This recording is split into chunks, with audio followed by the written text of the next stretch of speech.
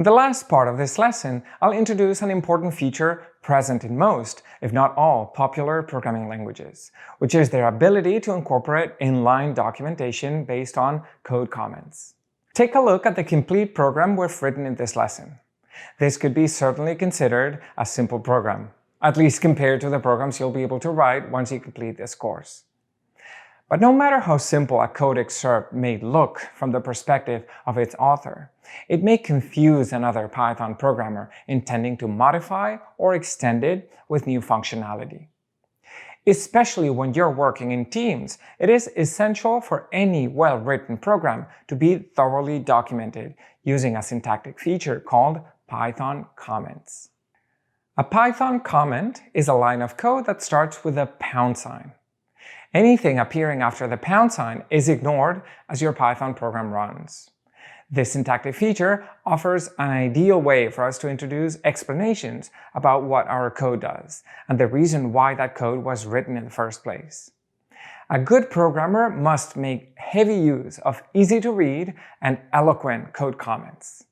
As a rule of thumb, I like to think of code comments as the story that tells you the steps followed to solve a problem, in such a way that if all the code was removed and only comments were left, another programmer should be able to fully rewrite the code, only using those comments as a specification of what the program should do.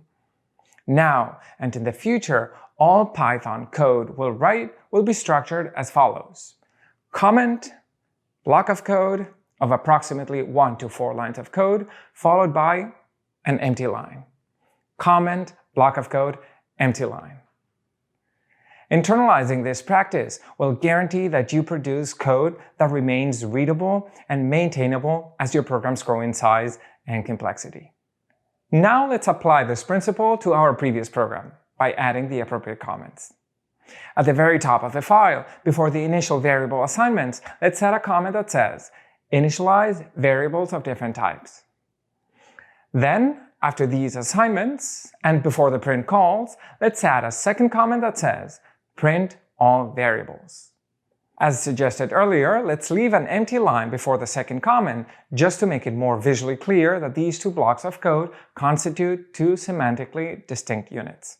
Remember, comment, block of code, empty line.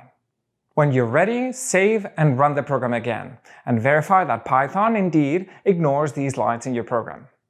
And if you completed the previous assignment and extended this program with the additional expressions and print call suggested earlier, you may now also add the appropriate comments here. I'll leave it up to you to complete this task, and I'll catch you in the next lesson.